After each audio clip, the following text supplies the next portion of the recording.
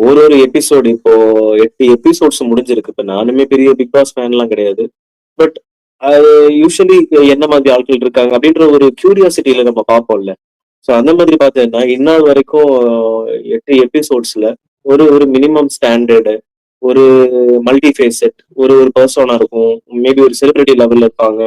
R celebrity லெவல்ல இல்லனாலும், இது இன்ஃப்ளூயன்சர்ஸ் லெவல்ல கூட ஒரு ஒரு பாசிட்டிவ் இம்பாக்ட்ட குடுத்த ஒரு நபரா இருப்பாங்க.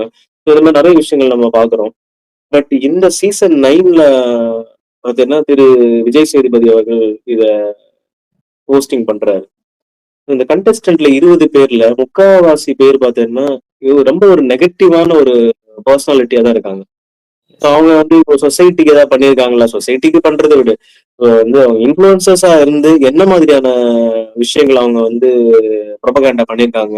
என்ன மாதிரியான ஆக்டிவிட்டீஸ் பண்றாங்க அப்படின்னு பார்த்தாச்சுன்னா, இட்ஸ் கம்ப்ளீட்லி நெகட்டிவ். அது வந்து ஒரு ஃபேமிலியா உட்கார்ந்து பார்க்கும்படியான விஷயங்களே இருக்காது. அந்த மாதிரியான விஷயங்கள். ஃபார் எக்ஸாம்பிள் அந்த அகோரி அப்படின்ற ஒரு ஒரு பையன். So இதெல்லாம் பார்த்தீங்கன்னா, ரொம்ப குவாலிட்டி ரொம்ப குறைஞ்சிருச்சு அப்படின்னு தோணுது.